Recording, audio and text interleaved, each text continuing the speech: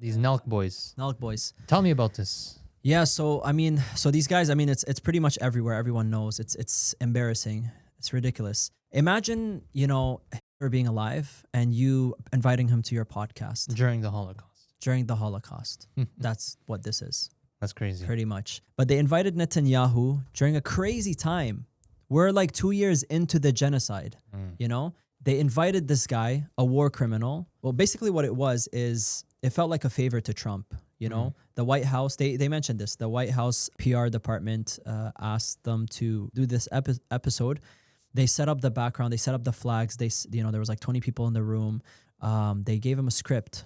And I'm not surprised. Yeah, and they asked Netanyahu a bunch of questions. None of them, they didn't push back on anything. They didn't even challenge the guy. Who are these guys? Who are Nelk? So they're basically a group of guys. They're like, you think of like frat guys. They started their own. Well, they popped off actually with pranks and stuff. So they're not serious journalists. Oh, no, they're not. They had they're not equipped for this. They had a prank. They had some funny stuff. I don't know if this is relevant, but they had a prank where they were like, in the car and the cops stopped them and they're like, I can't do this. We have Coke in the back. And they open up the trunk and it's a lot of Coke cans. Remember that a long time ago? I remember something like that. Yeah, exactly. So they popped off like they did pranks and stuff. And then they kind of branched off and started their own alcohol company. And it did, really well in the States. And then now that's in Canada. They have some influence. They use their platform to influence like the young crowd, right? They used it for Trump to help build the PR for Trump. So what they did here is they did a favor for the White House PR just to ruin their own PR. You get what I'm saying? Yeah. Because what ended up happening is they're asking Netanyahu questions like, which one do you prefer over between Burger King and McDonald's? Like which one, is your preference?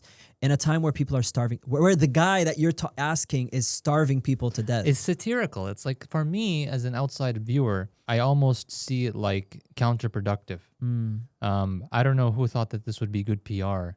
Maybe with some of the less initiated masses who might like look up to these Nelk guys, and I don't know to what extent this was productive. I do think that the Israeli regime in general and Netanyahu in specific have not been winning the PR game. They've not been making the right PR moves. I think this could be another example in that line. I mean, they're desperate. This backfired. This backfired right away. I think they might have known that, and it was just an act of desperation. It could be. I mean, like he's asked one of the guys asked him, why do people hate you all around? Like basically what the interview was is it was a tool for Netanyahu to bring everything back to Hamas and Iran and say like, this, them. And it basically was they're a broken record on that. It's a fear mongering also for U.S. citizens. He kept saying like they're trying to deal with the small bad guy, which is Israel. And then once they get through the small bad guy, they're going to get to the big bad guy, the U.S. All that kind of like, stuff. And yeah, we're the canary in the coal mine. They're saying basically Israel, we're like the first warning sign. If they start attacking us, better deal with it here before it spreads. It's nonsense. It's BS, yeah. Right? Because it is actually, and this is my message to Americans to counteract Netanyahu's message. Yeah. It is actually America's propping up of Israel that creates the animosity towards America. It's ruining it. It's ruining it for them. Yeah. You are making enemies for yourself through your. It's almost like a reverse self-fulfilling prophecy. Yeah. You having Israel propped up there and ensuring its activities there and supporting its genocide there. That is what is making many Muslims, many people in the region see you as the big bad. Yeah. And there's this sort of implosion that's happening in the U.S. Yeah. It's literally internal dichotomy being created between two sides, 100%. And that's creating problems for them too. You want your country to be successful. You need unity. You need intellectual cohesion. You need people to be on the same page. You don't want friction. When there's friction, it's gonna backfire for you guys. But anyways, this thing backfired for them. And right away, they're like, we're getting canceled and this and that. And, we're working on that. He was like, they're trying to give excuses like, we didn't know. If only we knew. If only we knew what? Like basically he's saying we were ignorant on the topic. They were not prepared. We wish we can go back and press him on some of the questions. Like that's all a bunch of excuses. Their own boys, apparently they said their own Jewish friends were telling them like, why the hell are you bringing this guy on? They didn't even because Netanyahu. Yeah. The thing about he's Netanyahu, hated too by. Yeah. Like Israeli society is like out to impeach him. Yeah. Like he started attacking the capital in Syria and the palace in Syria after like a new wave of like litigation was set against him. Like he's been using lots of his operations in Palestine and Iran and Syria as cover. Yes. Right? To keep the war going, right? Yeah, what's going on here isn't just like Israeli interests versus American interests. It's Israeli interests versus American interests versus Netanyahu's interests as an individual. So he's been kind of like even putting Israel in a worse position with respect to its interests and America, by the way, for his own sake. Because he's like running out the string. He knows that if the music stops, he's going to be like, musical chairs. He's not going to have the chair. He's done.